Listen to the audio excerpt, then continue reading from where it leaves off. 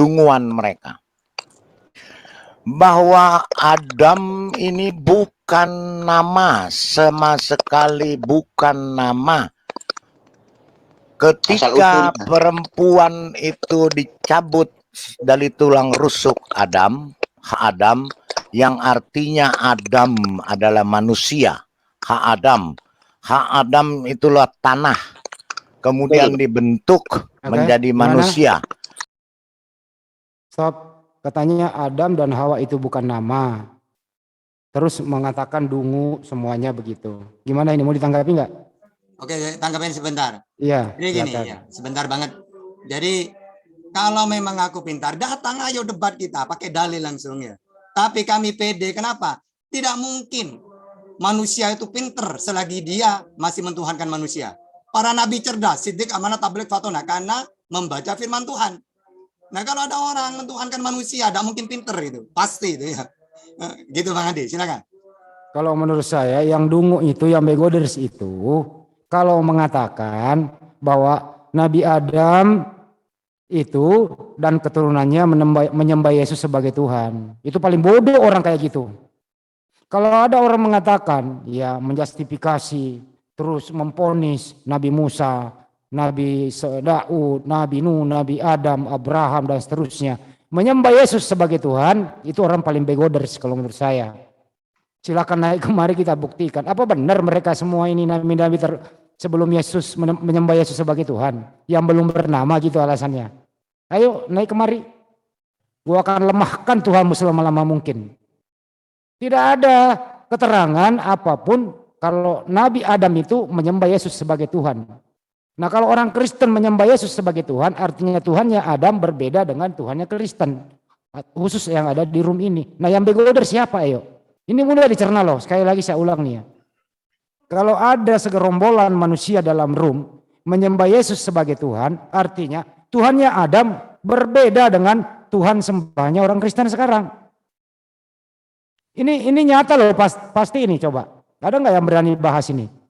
Kita buktikan siapakah kira-kira sembahannya Adam waktu hidup. Apakah Yesus sama yang disembah dengan Kristen yang ada di room itu? Berbeda. Artinya sembahannya Adam dengan sembahannya Kristen yang ada di room itu berbeda. Pertanyaan sekarang, yang begoders, yang dongok siapa? Ada mau jawab? Jawab aja nggak apa-apa, nggak usah takut. Jadi ya lah Bang. Ya udah. Oke, saya jawab kenapa saya bilang begoder dan dungelar barusan ya. Dia bilang begitu ya. Pertama, orang yang bersalah menyalahkan orang lain. Misalkan si A yang salah, si B yang harus bayar kesalahan itu. Nah ini siapa sobat ini? Dosa waris. Adam yang salah, dosa warisnya ke anak-anaknya, ke keturunannya sampai saat ini. Yang masih begoder dan teloler siapa? Yo, standby. Dikit. Iya, silakan. Ron, boleh Ron? Screen lagi Ron, mohon maaf. Nah, ini berdasarkan tafsir dari At-Tabari ya An-Nisa ayat 1. Dar. Ini bahwa yang menamakan Hawa itu adalah Allah. Makanya ini oten-oten yang ngomong-ngomong nggak jelas. Sama saya lah di sekitar diskusi kita pakai data. Nah, sedangkan di saya balik lagi ya. Di kejadian kata Bang Indra ya, kejadian 30 nomor 20. Kejadian 30, kejadian 3, mohon maaf. Nomor 20. Itu manusia itu, berarti Adam. Nah, berarti yang lengkap siapa? Yang memberi nama itu siapa? Hawa. Menurut Silakan mereka Adam yang kasih nama istrinya. Nah, dalam Al-Quran, di dalam tafsir lah. Itu Allah Subhanahu wa Ta'ala memberi nama. Ya, itu bedanya. Lanjut. Ya. Iya, boleh sedikit nambahkan ya. Bang Andi. Boleh. Ya, ini karena udah ngotak-ngatik keyakinan kita ya. Ya, nggak apa-apa lah. Nah, ini judul bukunya Tajasudul Kalimah ya. Firman yang memiliki mengambil rupa manusia ya. Kalau diterjemahkan kira-kira begitu. Nah, ini dikarang oleh Athanasius, ya, Santo Athanasius Ar-Rasul, ya, Al-Qiddis Athanasius Ar-Rasul, atau Santo Athanasius Apostolik, ya. Siapa yang tidak kenal dengan Athanasius? Beliau adalah tokoh Kristen yang pertama kali meletakkan konsep Tritunggal dalam sejarah kekristenan. Orang-orang Protestan seperti Pak Bambang, saya nggak tahu ya apakah masih menjadikan beliau ini salah satu tokoh yang otoritatif ya, soalnya kan Protestan baru lahir abad ke-16 gitu. Nah, apa kata beliau? Ya, ini karya lama ya, bukan nah ini terjemahan dari bahasa Latin ke Arab ya. Nah, apa kata beliau mengenai pencipta alam semesta? Ini di halaman ke 36 ya. Wa ammal mubtadi'una fayatawahhamuna li anfusihim khaliqan akhar li kullil asya' ghaira abi rabbina Yasu'il Masih. Ini yang terjemahan Arab ya, versi Arab, dan ini terjemahkan oleh otoritas Koptik, jadi otoritatif. Jadi kata beliau, adapun orang-orang yang bidat ya, al-mubtadi' ya, al-mubtadi'un itu artinya orang-orang yang bidat, sesat. Mereka berkhayal atau memikirkan ya diri memikirkan gitu ya. Ada penciptaan lain gitu yang menciptakan alam semesta segala sesuatu itu selain dari sang bapanya Yesus, artinya Elohim.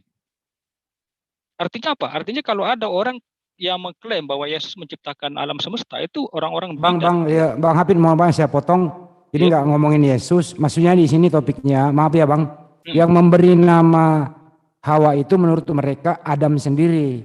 Tadi udah dijelaskan oleh Mas Oji, Ustaz Tata, bahwa yang memberi nama Hawa kalau di Al-Quran itu adalah Allah Subhanahu Wa Taala. Jadi ini menurut Anda yang mana yang komplit gitu loh, itu intinya. Karena ini mereaksi poin-poinnya gitu loh Bang, biar nggak melebar. Oh iya, ini tadi yang berkaitan yang awal tadi. Oh iya. Kalau mengenai mengenai yang memberikan nama Hawa, kalau memang kalau di dalam Al-Quran itu sejarah tentang Adam itu kan lebih ke pokok-pokok ya. Tapi kalau kita ingin lebih rinci itu bisa kita lihat di beberapa riwayat ya, dalam hadis ataupun juga pendapat-pendapat ulama, penafsiran daripada ulama gitu ya, yang juga nggak lepas dari periwayatan. Mungkin Ustaz Taha lebih paham itu. Ya. Cuman begini, mereka ini begini ya, mereka ini yang Protestan, ini Protestan ya, kebanyakan Protestan yang mengusung sola scriptura. Gini, jadi ketika kita mengambil sumber selain dari Al-Quran, mereka kan juga ada yang mengatakan, ngambil sumber buktinya Al-Quran nggak lengkap gitu. Tapi Oke, Bang. Maaf Bang, saya potong lagi ya, biar nggak melebar. Kita nggak boleh menjelaskan kalau mereka nggak berargumentasi gitu loh. Kita bantah semua argumentasi mereka. Intinya tadi itu menurut mereka Adam yang beri nama istrinya. Kalau di ajaran Islam itu Allah Subhanahu Wa Taala yang memberi nama Hawa. Itu ya intinya ya. Silakan tampilkan lagi videonya, kita lanjut. Jadi per poinnya aja kita tanggapi. Apa yang ada di sana kita luruskan, gitu loh, Bang. Diputar, silakan. Dinamakan Adam atau dalam bahasa Ibraninya Ha-Adam, ilnya tulang rusuk dijadikan wanita, tetap namanya Adam. Jadi nama yang perempuan dan laki-laki itu tetap Adam, karena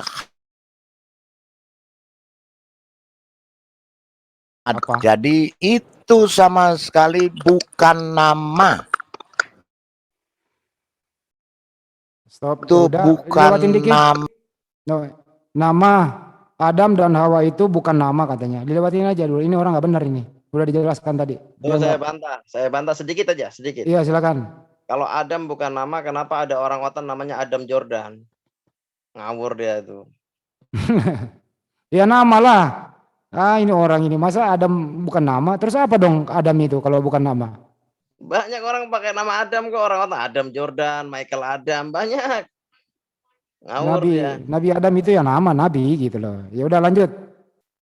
Aneh itu orang itu. Dengan otaknya yang terbatas, mungkin hanya seukuran 1 sendok teh otak.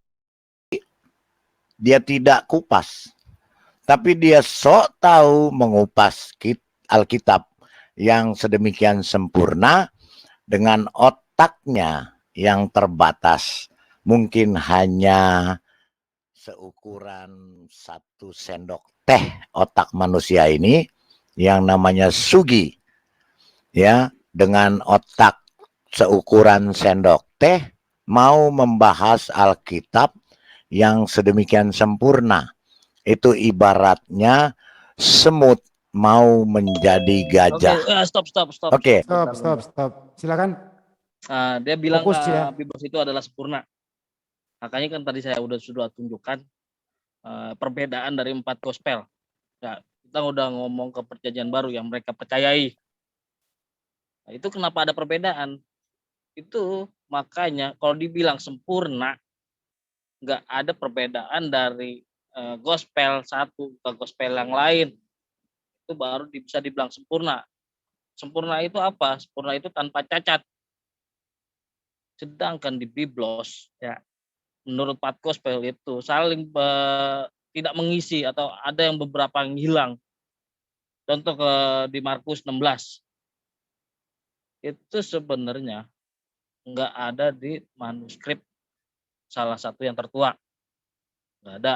Tapi ada di Textus Receptus di abad ke-16. Itu bedanya udah jauh. Ya, 12 abad, 1200 tahun. Baru ada Biblos yang lengkap. Makanya kalau dibilang sempurna, kita buktikan.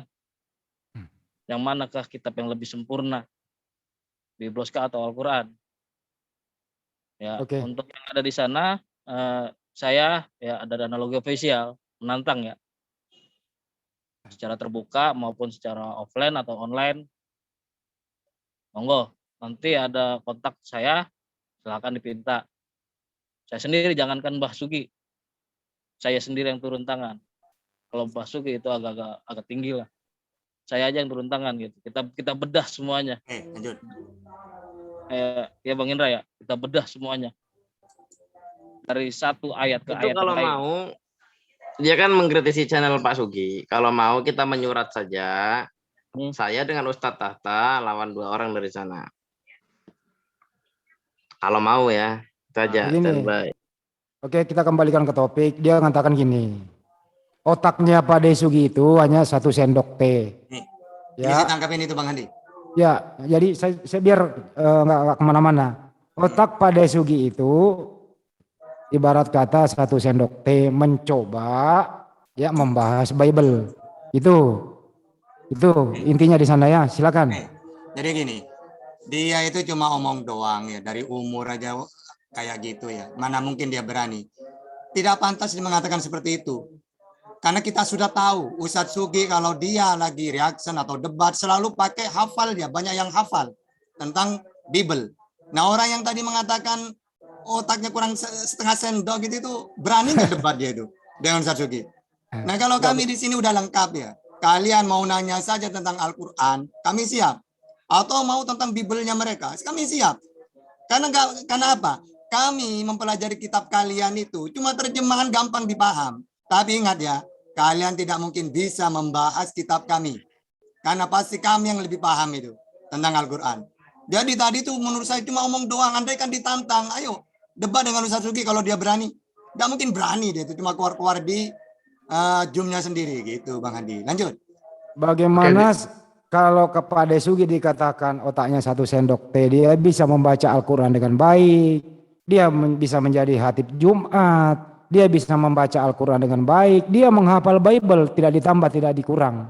Sedangkan yang mengatakan begitu, tidak satu pun bisa membaca Bible-nya dengan baik, apalagi original teksnya.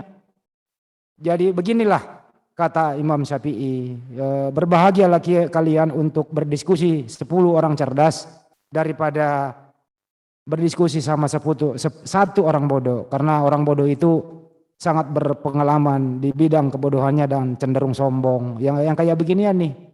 Makanya untuk itu bro, yang ngomong beginian kami undang untuk diskusi. Mau di room Anda atau di sini atau di bagusnya terbuka aja deh di Jakarta. Kami akan bayarkan semua apa keperluanmu. Misalnya kamu di luar Pulau Jawa itu kami bayarkan tiket, akomodasi, kasih honor. Debat tidak bawa data, tidak bawa HP, tidak bawa laptop, tidak bawa Bible, tidak bawa Al-Quran. Saya moderatorin. Apa ada yang berani telanjang? Tidak akan ada yang mau membuktikan ucapannya itu. Gitu loh. Itu ya kira-kira ya teman-teman ya. Pasti nggak ada yang berani. Kita tantang, kita undang dengan hormat. Tentu dengan diskusi yang beradab. Damai. Tetap kita bersahabat, bersaudara di bawah naungan merah putih. Peace di sana. Oke? Oke Bang Andi, saya sedikit aja Bang Andi. Ya. Oke, dia pernah kalau nggak salah di channelnya dia nantang kita. Oke, masuk sana. Oke, bikin surat ke JCC. JCC adalah yayasan. Apakah Anda punya yayasan sendiri dalam Zoom ini? Undang pakai kami, alamat sudah jelas. Jujaidin, Yayasan Jujaidin Caklawala Cemerlang. Ada alamatnya, silakan undang kami pakai surat. Itu yang pertama. Yang kedua, kalau Anda nggak mau, kami yang ngundang Anda. Atas nama Anda siapa? Kami harus alamatkan ke mana suratnya? Itu, kita debat antar kamu dengan Pak Sugi. Ya, Ustaz Sugi. Yang ketiganya, Anda bilang kecil. Bagaimana Anda bilang kecil? Sedangkan surganya Anda aja hanya 2.400 km persegi. Surganya lu. Surganya Kristen. Dan yang akan masuk ke sana cuma 1.440. 100.000 Bang. 144.000 orang. Jelas itu. Nanti kita buktikan hal itu. Oke. Cuma segitu. Sedangkan penduduk di dunia ini miliaran. Atau penduduk Kristen ini miliaran. Sisanya kemana? Terima kasih Bang Andi. Oh ya. Udah diundang ya teman-teman yang dalam sana ya, diundang untuk membuktikan tuduhan kamu kalau Ustadz kami Ustadz Sugi otaknya seperti itu ya. Diundang nih dengan hormat nih. Dijamin aman. Kalau perlu Anda honor, berapa honor, kalau kira-kira kita mampu kita bayar. Mau ketemu di mana, atau di dalam gereja, atau di mana begitu, kita diskusi baik-baik aja, akademik tanpa ada emosi begitu. Untuk membuktikan bahwa Anda punya ilmu atau tidak. Anda ngerti Bible atau tidak. Saya yakin, dikasih satu Bible, diacak, suruh baca original test Bible yang mencret nggak bisa baca. Atau disuruh baca Kejadian 1 sampai terakhir, atau disuruh hafal Kejadian 1 sampai terakhir, Ustaz Sugi hafal Kejadian 1 sampai terakhir, mencret nggak bisa. Ustaz Sugi saya yakin bisa. Saya udah pernah berapa kali tes, ketemu langsung orangnya, Pak De bener Anda hafal. Saya lihat tesnya, dia baca, dia berbicara gitu, hafal, nggak ada yang meleset gitu. Jadi orang sombong lah yang kayak beginian mengatakan Ustaz kami otaknya 1 sendok teh. Mari kita buktikan ya, sekali lagi saya undang dengan hormat kepada orang-orang di room di situ yang mempunyai kapabilitas, mempunyai keilmuan akademik ya, terutama tentang Bible. Oke, lanjut video. Silakan ada yang mau tanggapi sebelum kita bahas ayat-ayat Alkitab yang tadi manusia begoders dan dungulers ini katakan. Silakan. Shalom semuanya. Pak Lidara, Shalom. halo, Ya. Pak Lidara, tadi kan mereka mengatakan ya, kalau katanya gini, kita jangan marah kalau kita dibilang begoders. Ya itu memang wajib jangan Iya. marah, memang itu kenyataan. Mereka itu kan memang begoders, mereka harus terima. Makanya mereka bilangnya gitu. Betul. Betul kan? Buat apa Betul. dia marah? Memang dia kenyataannya dia terima kok kalau mereka tuh begoders. Kita Mereka bicara itu fakta. Iya, Kita bicara makanya fakta, Bu. pakai bilang, kita jangan marah, katanya waktu kami begoders, ya jangan marah, memang kalian bego. Mereka sadar tuh Pak Lidara. Iya. Ya, Kasihan. yang kedua, ya, kasihan. Yang kedua itu ya tentang kitabnya mereka. Kenapa mereka itu nggak pernah mau membahas ya? Seperti yang pernah saya bilang juga sih Pak Lidara. Ya. Karena kitabnya mereka itu kan sangat memalukan sekali. Jadi Ya, mereka tidak mau membahas. Mereka itu betul-betul umat yang memalukan. Makanya mereka bukannya mereka mendalami kitabnya mereka, malah dia apa tuh Alkitab dia bahas dan segala Oke, macamnya stop. gitu ya. Mm-mm. Coba kalau mereka Stop. berpikir sebentar aja, Stop. oh ya sebaiknya kita Udah bahas punya ada. kitabnya Stop. kita. Tapi rupanya Wih, mungkin mereka udah stop. malu duluan Palidara. Jadi perempuan ini mengatakan begoders gitu ya. Kenapa sih enggak umat muslim itu enggak mau membahas Al-Quran saja? Nah ini kita ada hak jawab bahwa sebelum adanya dunia Zoom, sebelum kita mengenal internet, dia itu sudah lebih dulu membahas demikian. Tentang, kita lihat aja yang murtadin-murtadin itu, apa yang dia bahas coba? Itu satu. Kedua adalah bahwa mereka ini cenderung mengatakan Al-Quran itu tidak bisa dibahas di ruang publik. Bible lah yang bisa dibahas di ruang publik. Nah silakan tanggapan. Kira-kira ayat mana yang harus disembunyikan dan yang mana tidak? Silakan teman-teman, monggo. Oke Bang, aku jawab sedikit Bang. Kenapa Ustaz ya? Sedikit pendek. Kalau Al-Quran boleh siapapun. Silakan satu pun, siapapun. Dari anak kecil sampai dewasa. Boleh. Coba Anda bacakan ke anak kecil tentang tadi Amsal. Yang Bang Handi katakan itu. Salah satunya. Coba Anda katakan. Apa kata? Terus tentang bagaimana Tuhan. Boleh. Akan belepotan Anda akan jawab. Kalau Islam jelas. Siapa Tuhanmu? Allah. Subhanahu wa ta'ala. Islam jelas. Dari anak kecil sampai dewasa sampai mau mati. Pasti Allah. Kalau umat Kristen, kalau ditanya, siapa Tuhanmu? Wah, itu muter-muter. Silakan Pak Ustadz Hatta, dilanjut. Oke, jadi gini ya. Dia mengatakan bodoh apalah. Kami terbuka untuk membahas Al-Quran. Bahkan kalian ingin bertanya saja kami siap. Di sini kami sudah lengkap. Ya, kalau masalah Al-Quran, tidak usah ke guru-guru saya. Ustadz Wakid, Ustadz Solihin, tidak usah ngapain. Cuma menghadapi mereka ini. Cukup kami. Ya, yang masih muda-muda di sini banyak. Masalah Ibraninya ada More Rizki, Indra Mose, Sueb. Nah, kalau ada seperti ini lengkap enak. Mana mungkin mereka berani? Sedangkan mereka membahas Al-Quran, baca aja gak bisa. Bahkan murtadin aja mengaku alim tafsir, gak tahu apa-apa. Jadi inilah Pak tidak Ustadz seimbang. kan ada Edi Sidabutar pakarnya. Ya makanya pakarnya gak bisa baca. Gimana? Sedangkan kita misalnya mau bahas tentang Bible, bahasa aslinya. Di sini ada More Rizki, ada Indra Mose. Mau apa mereka itu? Nah makanya ini tidak seimbang. Sedangkan kita memahami Bang Handi saja, memahami Bible. Kenapa mudah? Ya kan memang terjemahan. Bahasa aslinya udah ada. Berpindah kepada bahasa Yunani. Sedangkan kita di sini lengkap. Gitu. Makanya saya yakin mereka itu tidak akan berani itu. Karena Al-Quran menurut mereka, jangankan mereka yang non-muslim tidak pernah masuk pesantren, tidak apa. Uang kita umat Islam aja masih takut membahas Al-Quran itu kalau tidak tahu dengan ilmu alatnya, ilmu gramatika Arabnya. Itu Bang Handi, lanjut. Pak Ustadz, ada nggak surah atau ayat di dalam Al-Quran itu tidak pantas dibaca oleh anak kecil? Tidak semuanya, makanya Al-Quran itu terperinci, jelas semuanya. Tidak ada yang disembunyi-sembunyikan, tidak ada yang ditutup-tutupin. Boleh dibaca pakai toa, pakai apapun, boleh. Oke, baik. Kalau kira-kira saya bacakan satu kisah Yeskel 23 1 sampai 10 ini layak dibaca oleh anak kecil apa tidak? Izin saya bacain ya. Silakan Bang Andi, saya mau dengar. Silakan. Ya, izin saya bacakan.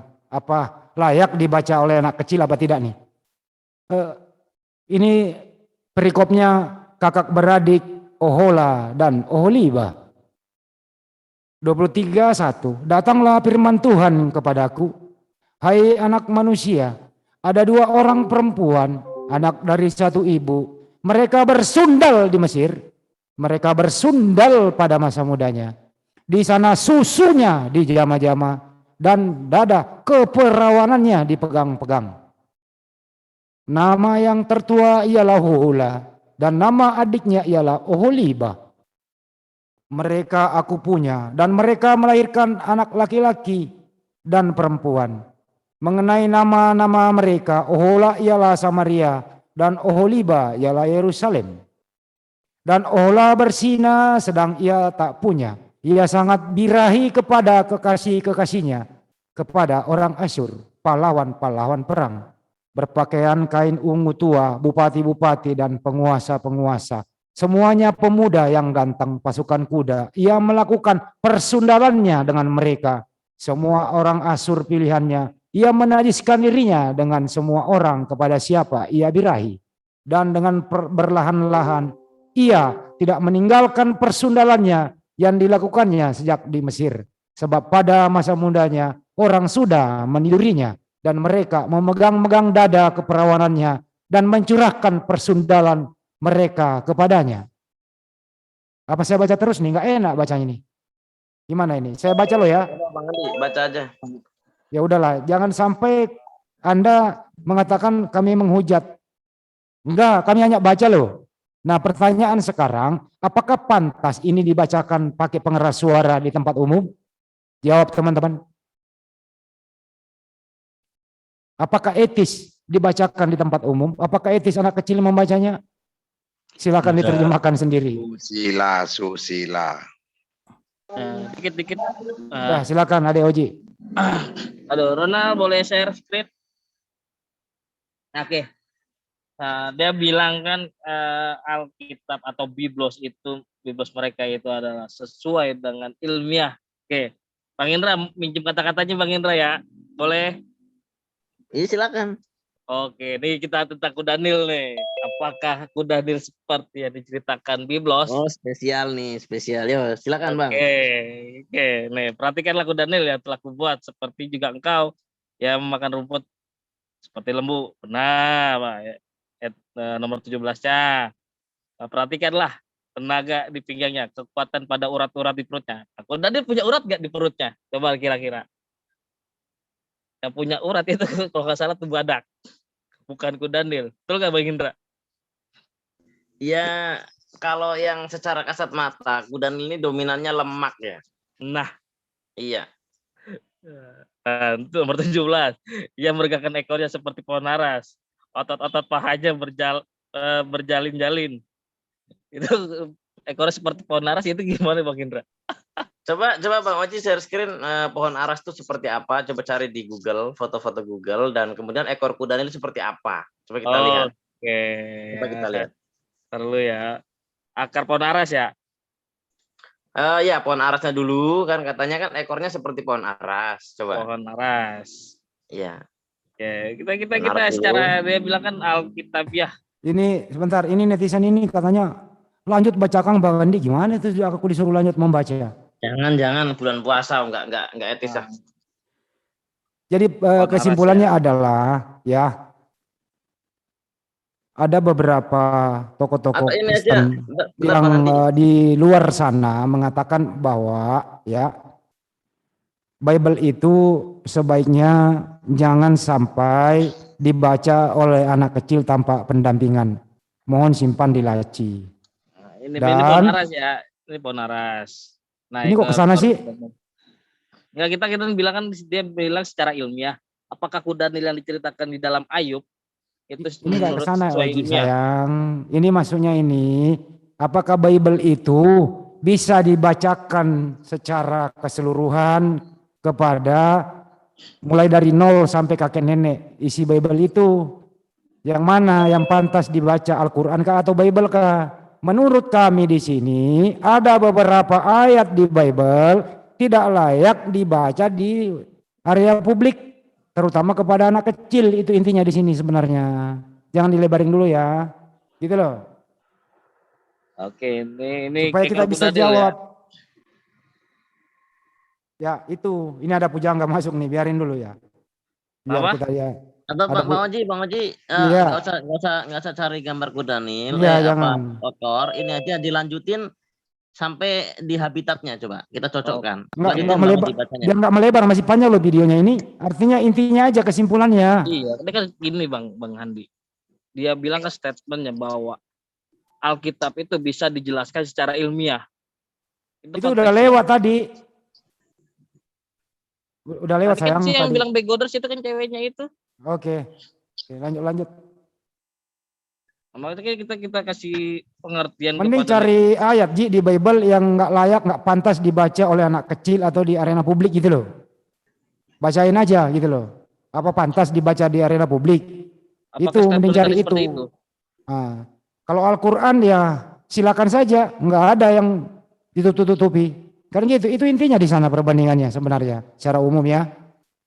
Gitu loh. Jadi terjawab sudah ya malam ini ya bahwa ada ayat di Bible itu tidak pantas dibaca oleh anak kecil tanpa pendampingan. Bagaimana kira-kira kalau anak kecil bertanya kepada bapaknya atau ibunya, Bu, Pak, kok ada kata persundalan? Apa itu? Bagaimana menjawabnya? Coba ini ada di room Kristen ini, kalau ada anak kecil bertanya, apa itu maksudnya susunya di jama-jama, Pak?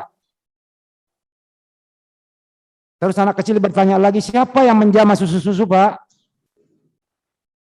Kira-kira mereka menjawab apa kepada anak kecil? Ini yang penting dijelaskan, biar ketabok orang yang dalam room ini, bahwa Bible lebih lengkap daripada Al-Quran, ini intinya. Gitu loh. Saya ulang lagi, kalau ada anak kecil Kristen di sekolah mingguan bertanya kepada gurunya atau kepada pendetanya, Pak Pendeta yang terhormat, yang terkasih, apa maksud persundalan? Kira-kira pendetanya menjawab apa ya? Pak Pendeta, apa maksudnya susunya di jama-jama, Pak Pendeta? Anak kecil yang bertanya. Kira-kira dia jawab apa ya? Paling jawab, oh kamu belum cukup umur, nanti saja nak. Ini belum saatnya kau pelajari ini. Artinya apa? Ada ayat yang nggak boleh dilepaskan dibaca oleh anak kecil. Itu intinya di sini. Kalau Al-Quran silakan saja, mau pakai An-Naba yang sering digembar-gemborkan itu apple to apple katanya, silakan saja. Anak kecil bisa baca itu An-Naba, nggak ada masalah. Itu intinya ya teman-teman ya. Silakan Mas Ronald ditampilkan lagi bahwa terjawab sudah bahwa ada beberapa ayat di Bible itu, pasal di Bible itu tidak pantas dibaca oleh anak kecil. Harus disembunyikan. Saya berani bertanggung jawab untuk itu. Silakan. Dibacakan aja langsung. Dibacakan langsung tadi Oke. ayatnya. Dibacakan lagi. Yo. Tadi sudah sih saya bacakan itu SQL 23. Ada yang punya data, saya cari dulu ya. Dilanjut aja, Ronald. Itu Opung lagi minta mau dibacakan. Oh, silakan.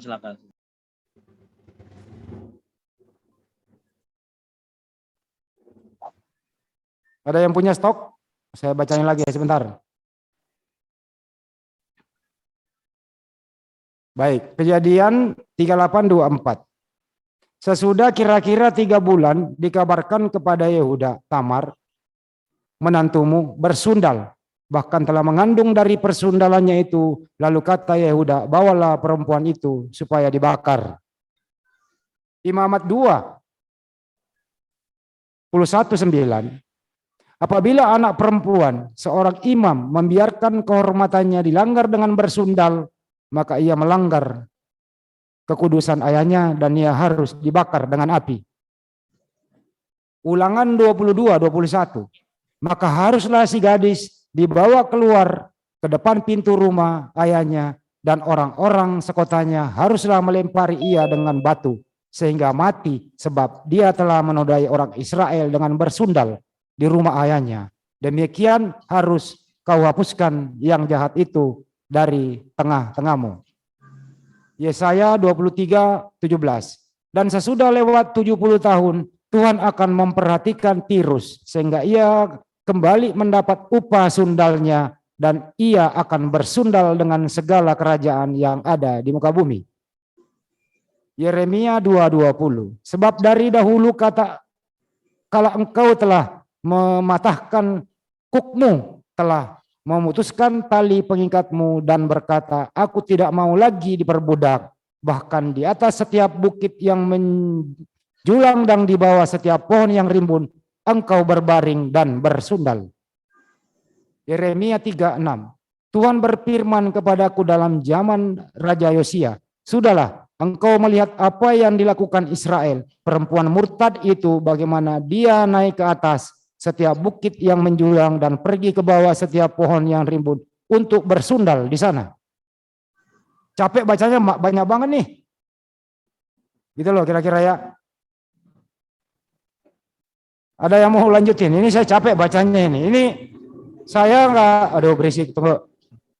Lanjut aja Bang Andi, itu apa Ya, minta ini itu. saya nggak nambah, saya ulang dulu. Ini saya nggak nambah, saya nggak menafsirkan, saya hanya membaca saja.